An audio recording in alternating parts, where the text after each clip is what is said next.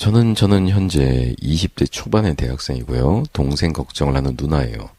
제 남동생은 중학교 1학년 2명이고, 그러니까 쌍둥이에요. 쌍둥이인데 이란성에다가 성격도 다르고, 한 명은 어렸을 적부터 착해서 첫째 동생한테 많이 맞기도 하고, 형이 때리면 못 때리게 뒤에서 안아서 맞기도 할 정도로 착한 아이였어요. 근데 커가면서 이 둘째 동생도 스트레스가 쌓이고, 이제는 서로 싸우고 합니다. 둘째는 그래도 공부도 아주 못하지는 않고, 음악도 좋아하고, 음, 피아노, 바이올린, 기타, 클래식 리코더도 불고 다재다능하고 강조하고 싶은 점은 넥스트, 특히 신해철님의 왕팬입니다. 아, 네, 그 밴드 저도 좀 가까운 사이입니다. 아주 취향이 훌륭한 친구네요. 저의 어린 시절을 보는 것 같아요. 어, 예, 그러셨군요. 넥스트 앨범도 사고 중1인데 벨벳 언더그라운드도 들어요. 그런 점을 보면 이 둘째 아이는 별로 문제가 없는 것 같아요. 근데 문제는 이 첫째 아이 때문이에요. 첫째 동생은 공부도 아예 안 하고 엄마가 과외를 붙여줘도 감사하지도 한지도 모르고 공부도 안 하고 게임만 해요. 딱히 잘하는 것도 없고요. 그림은 좀 잘 그리는데 그럼 예술을 하라고 하니까 그러면 돈 못 벌어서 싫다면서 돈 엄청 좋아합니다. 차라리 나가서 술 먹고 담배 피고 날라리 짓이라도 하면 저러다 어떻게 말겠지 한데 그렇지도 않고 게임하고 학교에서는 둘째 동생 말에 의하면 아무도 첫째랑은 놀고 싶어 하지 않고 첫째를 보면 야, 제 얼굴 오늘도 봐야 돼. 짜증나 뭐 다들 그런다고 그럽니다. 그래서 처음에는 저도 제 동생이 걱정되고 속상했어요. 근데 집에서 보고 있으면 정말 제가 폭발해버릴 것 같아요. 엄마도 너무 힘들어하고 있고 아빠도 이젠 지쳤는지 둘째 동생이랑만 대화를 주로 합니다. 오늘 있었던 일은 첫째 동생이 둘째 옆에 가서 쿡쿡 찌르고 게임하는데 방해를 했나 봐요. 둘째 동생이 욕을 했는데 첫째가 폭발을 해서 때린 거예요. 플라스틱 빨래바구니로 둘째 머리를 쳐서 빨래바구니가 박살이 났어요. 그래서 엄마가 이게 뭐 하는 거냐고 이렇게 바구니가 부서진 건 또 뭐냐 그랬더니 또 사세요 돈 많잖아요 이랬다는 겁니다. 그냥 평범한데 저희 집이 좀 넓은 편인가 봐요. 동생 친구들에 비해. 그래서 첫째가 하는 말이 돈 많으니까 큰 집 살지 않냐고. 또 어제는 싸우다가 안경 박살나서 밤에 엄마가 안경 고치러 갔다 왔어요. 엄마는 동생 좋은 환경에서 있게 해주려고 이 집도 그때 기억해보면 약간 힘든 선택을 했던 걸로 기억을 하는데 동생은 아무것도 모르는지 사춘기인지 엄마는 워낙 착해서 거절을 못하고 아 기분이 나빠 그러면 그거 가지고 걱정하는 사람이에요. 제 동생을 어떻게 해야 될까요? 엄마 고마운 건 전혀 모르고 동생 때리고 공부 안 하고 버릇도 없고 엄마 당장 가서 이거 사와요 이러고 약속을 했으니 지키라고 하고 엄마는 맨날 약속 안 지킨다고 하고 본인은 공부도 안 하면서 자기 합리화는 1인자예요. 진짜 싸가지 없어요. 맨날 요구만 합니다. 궁금한 건 제 동생이 정말 싸가지가 없는 그런 자기밖에 모르는 나쁜 인간인지가 궁금하기도 해요. 아니겠지 했지만 정말 이해도 마음의 상처가 있는 걸까요? 어버이날에는 엄마가 그래도 어버이날인데 엄마 아빠한테 편지 써와라 했더니 그 장례식 할 때 사진에 검은 두 줄 두르는 거를 그려왔어요. 이걸 장난이라고 하는 걸까요? 마음 같아서는 패고 싶은데 참고 글을 씁니다. 후려 패면 더 안 좋아질 것 같아서 엄마와 상의해보니 정신과에 보내볼까라는 이야기도 나왔는데 제가 마왕한테 물어보자 그러니까 엄마가 그래 한번 물어봐 라고 한 걸 보면 저희 엄마가 엄청 힘든 거 아시겠죠? 정말 궁금합니다. 마왕님의 답변 꼭 저희 상담이 채택되길 바라면서 네 이렇게 글을 쓰셨습니다. 물론 쌍둥이인 두 남동생 그리고 이제 중학생이 되는 이 경우에는 가타부타 뭐라고 단정지어 얘기하기가 힘이 듭니다. 지금이 문제가 없는 거다라고 말을 할 수도 없고 그렇다고 해서 지금이 뭐 엄청 큰 문제를 가지고 있다라고 이야기하기에는 나중에 어떤 결과로 나타날지 전혀 예측을 할 수가 없는 상황입니다.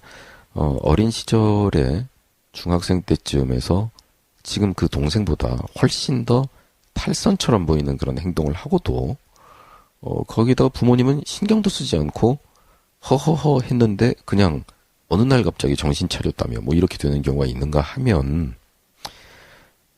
중학생 1학년 때쯤에 문제가 없어 보이던 학생이 사실은 안에서 골마가고 있는 경우도 있고 하기 때문에 주도 면밀하게 잘 생각해보고 관찰하고 이러기 전에는 파악하기가 무척 힘들 것 같은데, 물론 이 두 동생 중에서, 쌍둥이 동생 중에서 더 말썽을 피는 그 녀석의 문제를 지적하고 어떻게 하면 야단을 칠까 하는 의논도 할 수는 있겠습니다마는, 그러기 위해서 절차가 필요합니다. 이 아이가 분명히 지금 잘못되었고 이러면 안 될 것이다라는 이야기를 하기 위해서 그 전에 절차가 필요합니다. 그런데 그 절차를 밟지 않고 너는 현재 잘못되었고 나쁜 상태이고 나쁜 아이야 라는 지적을 할 경우에 본인이 동의할 수가 없는 것이죠. 어떤 절차냐.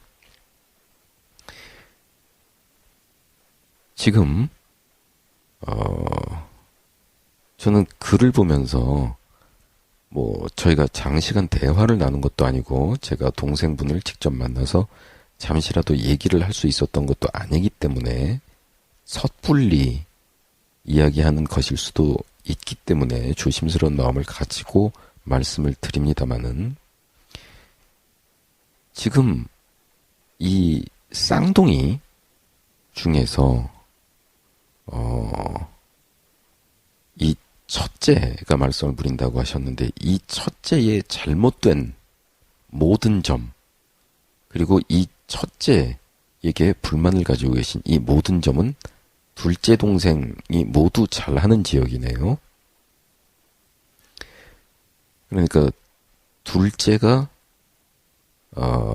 공부도 좀 하고 음악도 좋아하고 다재다능하고 이렇게 저렇게 착한 아이라는 기준에 맞게 행동을 하고 하는 이 모든 것을 첫째가 안 따라가고 있는데, 둘째와 첫째가 다른 것이 잘못일 수가 있나요? 그러니까 첫째의 잘못을 지적하더라도 그것은 이 첫째 아이와 누나, 첫째와 엄마, 첫째와 가족의 이야기가 되어야 하는데, 이게 지금 전부 당구 3쿠션 삼각으로 지금 돌려맞습니다. 이 아이가. 무슨 잘못을 해도 둘째는 안 그러는데 너는 이렇다. 이런 식으로 집안 분위기가 혹시 되어 있는 게 아닙니까? 그래서도 은근히 그런 분위기가 느껴지는데, 얘는 이런데 너는 왜 그러냐. 그런데 그래, 이 정도로 표현이 되었다면 평상시 생활에서 가족들이 이런 생각을 하고 있는 것이 첫째 동생한테 표시가 나고 있다고 보아야 하는데, 저도 그렇게 심한 편은 아니었습니다만은 반항도 하고 이런 사춘기를 겪으면서 사내 아이였던 입장에서 생각해보면 그거만큼 싫은 게 없습니다. 내가 잘못한 거는 그냥 내 얘기를 하면 좋은데 바로 옆에 하고 비교를 하면서 얘는 이런데 너는 왜 그러냐. 그리고 내가 A라는 걸 해내야 하는 이유가 옆에서 A 다 하고 있는데 왜 넌 못하냐 라는 이유면 A를 하기가 싫습니다. 그리고 얘는 A를 했는데 왜 너는 A가 안 되냐라고 비교해서 야단치면 그거 받아들이기 싫습니다. 그리고 이 아이가 가지고 있는 이 정도의 머리가 크면 마음속에 있는 생각을 밖으로 잘 꺼내기가 힘이 들거나 점점 안으로 가지고 들어가는데, 이 분위기라면은 큰 동생이 생각하는 기준, 가치관, 자기가 옳다라고 생각하는 거, 가족은 이래야 한다, 이런 거에 대한 거를 꺼낼 엄두가 안 나겠어요.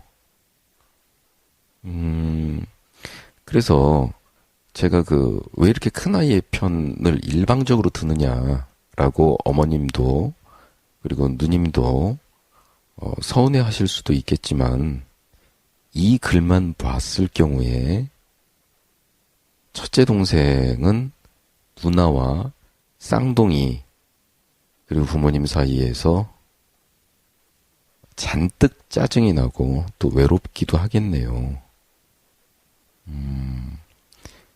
그리고 도대체 어느 쪽으로 이야기를 꺼내고 해야 되는지를 저도 종잡을 수가 없을 정도로 대화를 열 수 있는 중간 지점들이 안 보이는데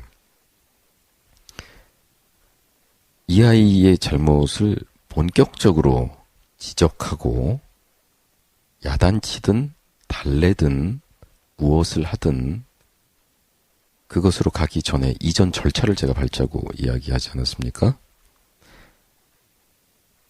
이 게임을 가족들이 일방적으로 진행하지 않았는지에 대해서 같이 이야기를 나누는 시간을 어머님하고 누님이 좀 가져주시지 않겠습니까? 아버지도 당연히 참여해 주시는 게 당연히 좋고요. 이 게임, 이 가족 안에서 자신의 삶을 영위해 나가고 가치관을 만들어 나가고 목표를 정하고 이러는 데 있어서 이것이 옳고 이것이 그르고 이러해야 한다라는 모든 기준이 본인의 동의 없이 만들어져 있는 것처럼 보입니다. 이것이 첫 번째 문제고 많은 청소년들에게 발생하는 문제인데요. 좋은 대학 나와서 이러이러해야 한다라든가 이런 식의 인생 문제에 대한 것들을 자녀들에게 이야기를 할 때 왜 그런지에 대한 한마디의 설명도 없다라는, 왜 좋은 대학을 나와야 하느냐, 그것이 왜 중요한가. 그런데 당신들 세대에서는 충분했던 혹은 설명도 필요 없었던 좋은 대학은 당연히 그걸 내가 왜 설명을 해 라는 부분에 대해서 이해하지 않으면 움직이지 않는 것이, 그것이 요즘의 세대들인 것이고, 이해 못해도 일단은 움직이면서 고민하는 것이 전 세대죠.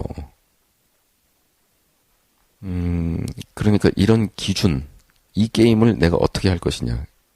첫째가 게임 좋아한다면서요. 근데 이것도 게임인데 모든 규칙을 상대방이 정한 게임이라 그러면 그 게임을 왜 하겠습니까? 이럴 경우에 득점이 된다, 이럴 경우에 반칙이다라는 것을 모두 남이 정했다면, 게다가 자기가 어떤 종류의 게임을 어떠하게 펼쳐도, 그래서 어떤 종류의 결과를 만들어도 아주 예민할 수 있는, 왜냐하면 쌍둥이이기 때문에요. 훨씬 더 예민하지 않습니까? 쌍둥이들이 무슨 영혼이 밀착되는 것 같은 그런 사이로 평생 의지하면서 지내는 이런 거는 영화에서 자주 나오지만, 형제들끼리도 서로 스트레스를 받는데 쌍둥이기 때문에 막대한 스트레스를 받는 경우의 이야기들도 많이 보고가 됩니다. 그 스트레스만 해도 만만치 않았을 것 같은데, 그래서 두 번째로는 이 모든 거의 결과가 내가 빨간색을 그렸어도 둘째가 더 예쁜 핑크를 그리면 나는 그보다 못한 빨강이 아니라 0. 그냥 나쁜 애, 바보, 못한 애. 내가 7만큼 결과를 얻었어도 그래서 훌륭하다라고 생각을 했는데, 둘째가 8이면 나는 그냥 가치가 없는, 이런 식이 되어버린다면 동생은 게임에 응하지 않을 겁니다. 그러니까 완전히 그림을 한번 뒤집어서 이 모든 것이 전부 첫째 동생의 잘못이다 라고 말씀을 하시는데, 혹 이 모든 게 가족들의 책임일 수도 있다라는 기준에서 생각을 한번 해보시고, 그런 다음에 다음 일을 또 한번 생각해 보시는 것이 좋지 않을까. 그리고 또한 이런 과정도 동생하고 터놓고 이야기하시는 것도 좋습니다. 그리고 게임만 하고 띵굴띵굴 하면서 엄마한테 가끔 못된 말 던지고 반항기 보이고, 아이고, 그것 때문에 얘가 문제하고 사고, 그리고 얘가 뭔가 잘못된 애라면 어머 어쩜 좋을까요? 예뻐해 주세요.